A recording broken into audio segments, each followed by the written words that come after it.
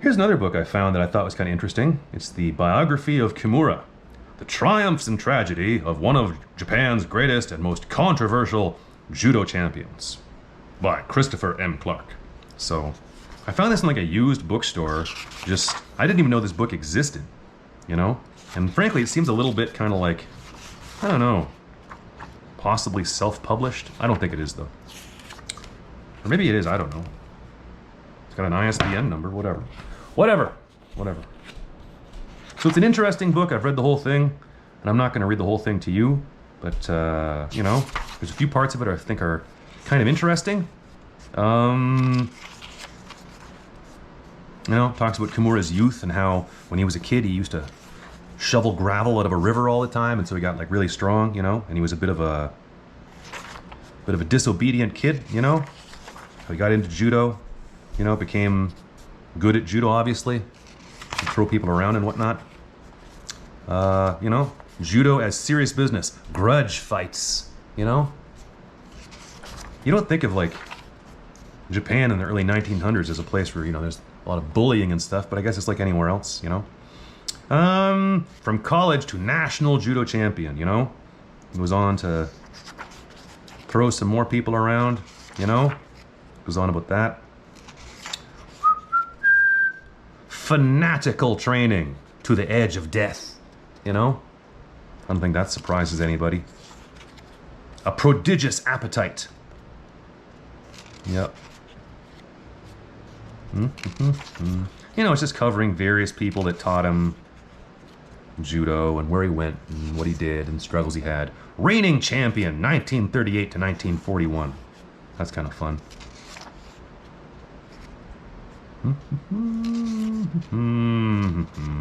Various old photos and stuff.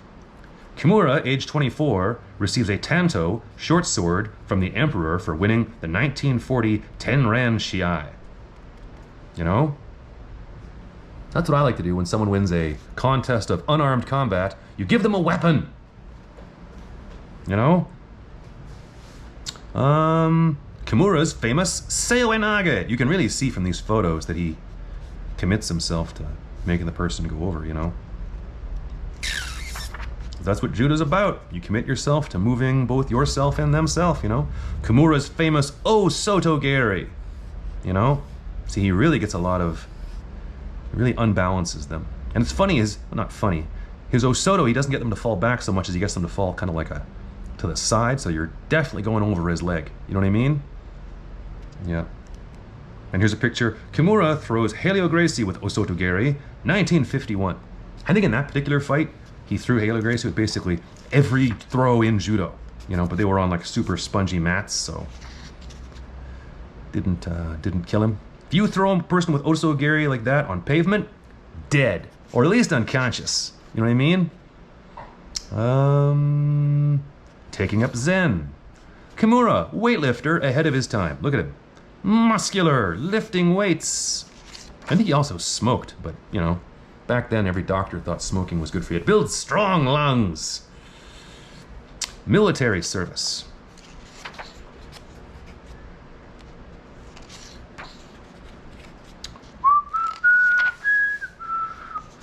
Yep. Kimura Masahiko with his wife and son shortly after the war. That's a good time to take a photo. Judo or jiu-jitsu and karate. Kimura learned a style of judo in southwestern Japan that was more heavily influenced by old-style jiu-jitsu than the style taught at the Kodokan in the 1930s. This kind of judo retained the spirit of bujitsu rather than budo or sport until after the war. As Kimura's teacher Ushijima taught, shiai did not really mean competition. Its true meaning was an appointment with death. Shi is death and I is union, or to join with. This was the spirit in which Ushijima berated Kimura for winning 8 bouts but losing the 9th in 1934. Craziness. Bum bum ba dum bum bum bum bum bum.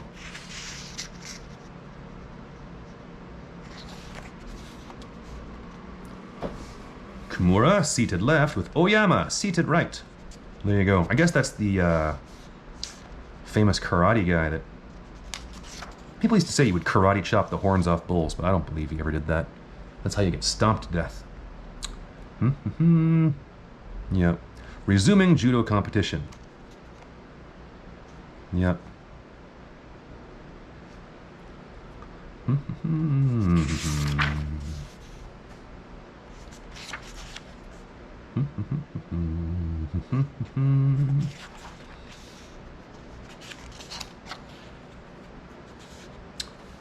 From pro judo to challenge matches. Yeah, so it talks about a few times he had professional wrestling, challenges in Brazil. Perhaps partly as a result of this foreign exposure, Kimura and 2 other Japanese judoka were invited to compete in Brazil in 1951, sponsored by the Sao Paulo Shimbun, a Japanese language newspaper run by Muzino Ryu, a major player among the Japanese immigrant population in Brazil. One was Yamaguchi, the other was Kato Yukio, 5th Dan, and a protege of Kimura. Although the followers of Gracie Jiu-Jitsu later claimed victory that Kato was the 2nd and 3rd best judokas in Japan, or number 2 in the world, there is no evidence, however, that Kato was a particularly distinguished judoka. What? You mean some people in Brazil have made something up? I'm offended. How dare you call Brazilians, or anyone with the Gracie last name, a person that doesn't speak only the truth? I spit on you. Patui. In any event, Helio Gracie challenged the visiting judoka to a Brazilian rules bout. Given that Kato and Gracie were more similar in size, Kato weighed about 154 pounds compared to Gracie's 139, instead of a match with Kimura, Gracie was given the option of Kato. At least initially, the Japanese were reportedly afraid that if Gracie lost to Kimura, he would simply point to their weight differential as the reason why. Other accounts indicate Kimura insisted Gracie face his inferior before taking Gracie's challenge, a situation that would also allow Kimura to observe Gracie in action and plan a strategy. In fact, Gracie faced Kato twice. In the first match, on September 6, 1951, Kato and Gracie met at Maracanã Stadium in Rio de Janeiro, Brazil, for a 3-round draw. Kato reportedly dominated the early goings, with Gracie taking the later stages of the fight. Kato then challenged Gracie to a rematch, which took place on September 29, 1951, only 23 days later, at Pacaembu Gymnasium. Understandably, accounts of the match vary between Kimura's account and that of the Gracie camp. According to Kimura, during the second match, the rules of the bout were different from that of judo or pro wrestling. The winner was decided by submission only. No matter how cleanly a throw is executed or how long osaikomi lasts, that's the hold of judo, it does not count. He issued a challenge to Kato, 5th Dan first. The gong rang, Kato was in good condition and threw Helio a number of times. However, past the 15-minute mark, I started to see frustration in Kato's face. The throws had no damage on Helio since the mat was soft. At the 30-minute mark, it was evident that Kato was tired. "What's the matter, Kato? Go to Newaza, don't stand up," the Japanese in the audience yelled. Kato then threw Helio down by osotogari, mounted on Helio, and started jujimi, cross hands choke. The audience roared with excitement, but, as I watched carefully, Helio was also applying a choke from below. They were trying to choke out each other. This lasted about 3 or 4 minutes. Kato's face started to turn pale. I shouted, "Stop!" to the referee and jumped into the ring. When Helio released his hands, Kato collapsed onto the mat, face first. By beating Kato, Gracie became an instant national hero. Unfortunately, his supporters went overboard in celebrating his victory as Kimura remembered it. 2 days after this bout, I saw Helio students marching down a street carrying a coffin. They were shouting, "Dead Japanese judoka Kato is in this coffin. He got killed by Helio. We ask your support for the judo master Helio Gracie." After this bout, the popularity of our pro wrestling show declined rapidly. The Japanese whom we encountered on the street murmured, "They must be phonies, losing in such a pathetic manner." Helio issued another challenge, this time to Yamaguchi. President Mizuno of the Sao Paulo newspaper, Press Mizuno? Maybe that's not president. Mizuno of the Sao Paulo newspaper also begged, "Mr. Yamaguchi, please kill Helio this time." But Yamaguchi seemed reluctant and asked, "Let me think for one night." If he fought a judo match under the Japanese rule, Yamaguchi is superior to Elio both in tachiwaza, throwing, and newaza, groundwork. But under the Brazilian rule, if Elio got pinned on the ground, all he had to do is to stay calm and be cautious not to get caught in a choke or joint lock, and remain still till the time runs out. Elio could fight to a draw in this way. If he used his tactics, it would be difficult for Yamaguchi to make Elio surrender. I then said to Yamaguchi, "Do not bother to come up with a plan to make Elio submit. I will accept this challenge." On the day of the bout, we continued pro wrestling shows every other day. 3 days before the bout, a local newspaper had a big headline saying, "Kimura is not a Japanese. He seems to be Cambodian. Elio cannot fight a fake Japanese." I was surprised to see it. I rushed to the embassy of Japan with my passport and got proof that I am Japanese. Thus, the stage was set for the biggest challenge match in Brazilian history, Japan's national judo champion against Brazil's jiu-jitsu hero. And then here's like the standard biography of Elio Gracie. I always see them, I haven't always seen, but like I see this photo from time to time where it's like supposedly Elio Gracie in his youth. Here, I'll turn it on so you can see it that way. I mean, it certainly does look like him, you know, doesn't it? I mean, the Gracies say that when Elio was like super young, he was like so sick he like couldn't climb a flight of stairs, and that then he started doing jiu-jitsu and it turned him into like a, you know, like a superhero of sorts. But like, I have a hard time buying that, you know? I've never seen jiu-jitsu turn somebody who's like sick and weak and can't climb stairs into someone that can fight for 3 hours. You know what I mean? It just doesn't happen that way. So anyway, I say that's malarkey. And I think Elio was probably, I mean, look at the picture. If that's him, probably it is. You know, that he was probably a fairly healthy youth who turned into a fairly healthy adult and then turned into a fairly healthy old guy that lived to be like, you know, 90-something years old. You know what I mean? The idea that he was, you know, a sick little weakling. Maybe he was little, maybe he was weak, but he certainly wasn't sick. I mean, look at the photo, for God's sake. Anyway, whatever. Bum, bum, ba-da-dum, bum, bum, bum, bum, bum, bum. The famous Gracie match. I'm not going to read this whole thing. Or maybe I should. In an interview in 2002, 51 years after the fight with Kimura, Elio himself remembered the bout. Interviewer: "Well, what kind of rule was this fight done under? Was it the Vale Tudo rule? No, it was Jiu-Jitsu rule. Then you didn't exchange blows with Kimura, did you? That's right. We could do anything except kicks and punches. There were no points, no time limits, but when I challenged Kimura and we met together for the first time, he seemed to be very surprised when he saw how small I was. Ha ha! So I was told to fight with a man named Kato at first. Did the people around think that Kimura was more than a match for you from the beginning? Not only the people around, but also I myself thought nobody in the world could defeat Kimura. Ha ha! Especially my brother Carlos was worried that I would never give up under any condition. He thought I would get seriously injured, so he gave me permission to fight with Kimura on the condition that I would give up without fail. Regret? I didn't regret it at all either, before or after this fight. For me, who aimed at jiu-jitsu at that time, fear was surpassed by desire to know what on earth such a strong man like Kimura would do in the fight. He might open the door to an unknown world for me.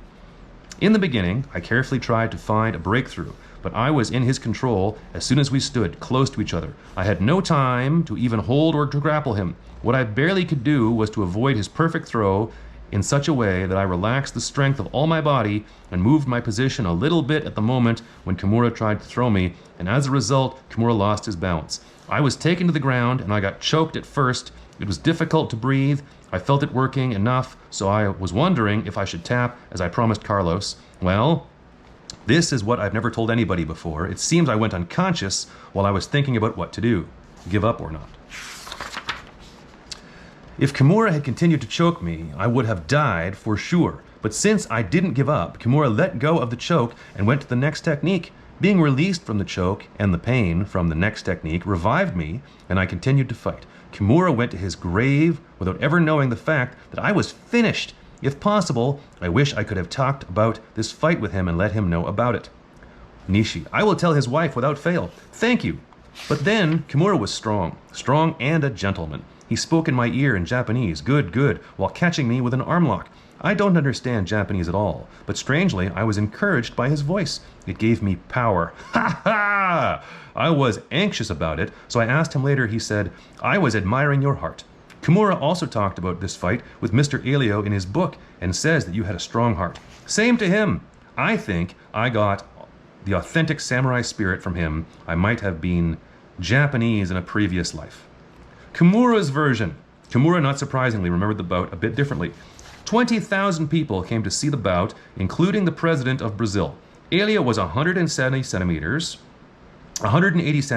and 80 kilograms. When I entered the stadium, I found a coffin. I asked what it was. I was told, this is for Kimura. Elio brought this in. It was so funny that I almost burst into laughter. As I approached the ring, raw eggs were thrown at me. What? Brazilians throwing raw eggs? That hasn't ever happened. That didn't happen at a recent UFC. The gong rang. Elio grabbed me in both lapels and attacked me with osotogari and kouchigari, but they did not move me at all. Now it's my turn. I blew him away up in the air by ouchigari, haraigoshi, uchimata, and ippon seoe. At about 10 minutes mark, I threw him by osotogari. I intended to cause a concussion, but since the mat was so soft, it did not have much impact on him. While continuing to throw him, I was thinking of a finishing method. I threw him by osotogari again. As soon as Elio fell, I pinned him by kuzure kame shiho gatame, broken top four corners hold. I held still for 2 or 3 minutes and then tried to smother him with my belly. Elio shook his head and tried to breathe. He could not take it any longer and tried to push up my body, extending his left arm. At that moment, I grabbed his left wrist with my right hand and twisted his arm. I applied ude garame and tangled armlock, or the Kimura. I thought he would surrender immediately, but Elio would not tap the mat. I had no choice but to keep twisting the arm. The stadium became quiet. The bone of his arm was coming close to the breaking point. Finally, the sound of bone breaking echoed through the stadium. Elio still did not surrender. His left arm was already powerless. Under this rule, I had no choice but to twist the arm again.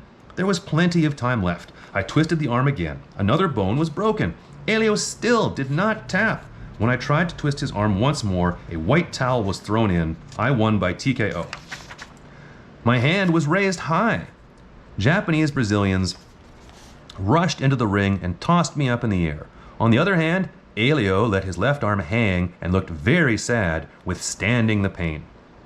Another account indicates that Kimura not only pinned Gracie with kuzure kame shihogatame, but also with kesegatame, scarf hold, and sankaku gatame, triangle hold. Yet another version reported that when Gracie refused to submit, Kimura broke Gracie's elbow. Gracie still refused to submit, and Kimura put him in a headlock. Noticing blood coming out of Gracie's ear, Kimura leaned over and asked, "Are you all right?" When Gracie answered yes, Kimura began to crush his head like an overripe melon.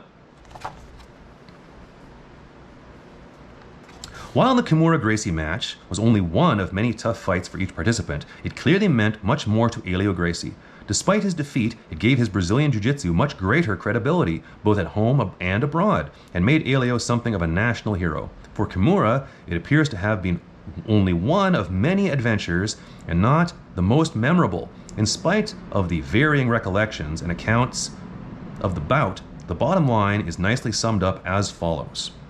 The surviving footage of the match paints a one-sided picture, as the physically superior Kimura dominated the smaller Gracie, throwing him with great force multiple times and passing his guard. However, as the bout was submission only and could not be decided by ippon or pin, the wily Gracie utilized his famed survival tactics to stifle Kimura's overwhelming attack.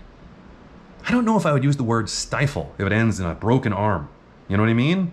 Anyway, there's a picture there, and there's another one. Here's his arm being broken. I mean, his hand is right upside down, you know? And here's the big picture, you know, of the newspaper. Vittoria de Elio Gracie, which means victory, you know, Elio Gracie victory, but it means moralmente. So it's like a moral victory. And again, I'm not sure how that's a moral victory when you, like, throw eggs at a dude and, you know, put a coffin there and say he's gonna die, and then the dude throws you and breaks your arm, like... You know, I just don't know how that's a victory in any way. That sounds like getting your ass kicked, you know, in maybe the... I don't know how it could have gone worse. You know? It's a good thing that Kimura was sort of a sportsman, because, man,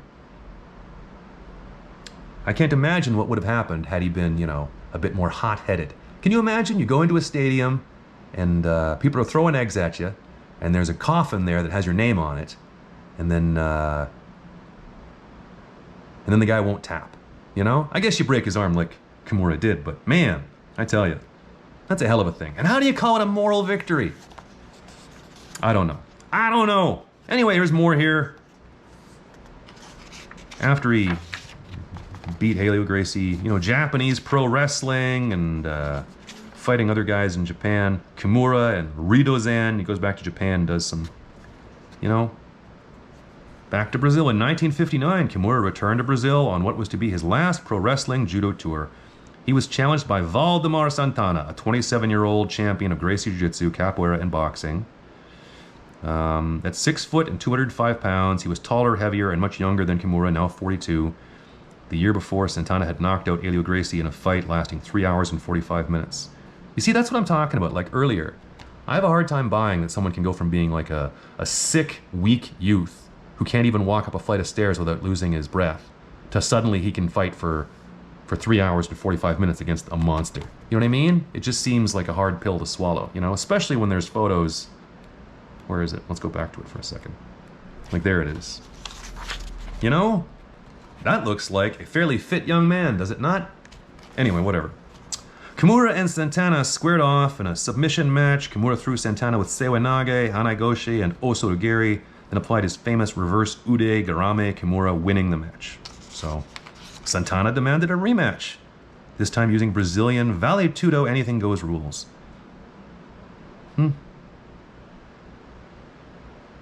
Anyway, they fought again. Santana headbutted him. Yep.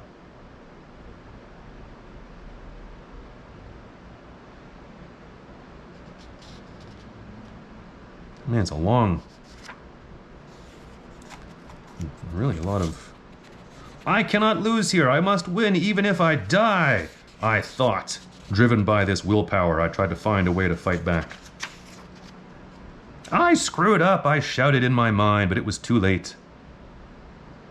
Kill him, the devil in my mind screamed. You know? Anyway, Kimura had one more serious... Even if I had not had the iron will to fight despite the possibility of getting killed, his headbutts would have torn my intestines to pieces. Kimura had one more serious bout in Sao Paulo against a huge man named Gori Guerrero, 6'4" and reportedly 400 pounds. That's this guy.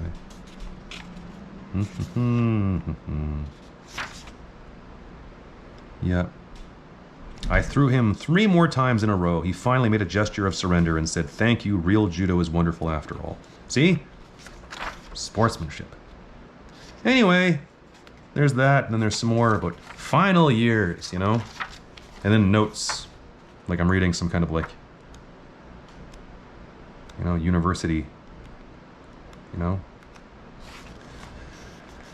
thesis or something, you know? Yep. Here we go. Kimura never lost his spirit, however. He continued to teach and train, even while many of these he had defeated were promoted to 8th, 9th, and even 10th Dan. He remained a 7th Dan from the age of 30 until his death at 75. Wow. In the early 1990s, Kimura, a lifelong smoker, was diagnosed with lung cancer. Hospitalized after surgery, and in his 70s, Kimura started doing push-ups in his room. He died on April 18th, 1993 at the age of 75, arguably the best judo competitor ever, and one of the most important judo figures to ever be mistreated by the leaders of his art. Well, that's a sad way to end the story, isn't it? Well, whatever. Anyway, I didn't read the whole book to you, but if you want to read it, there it is. Yep. Interesting stuff.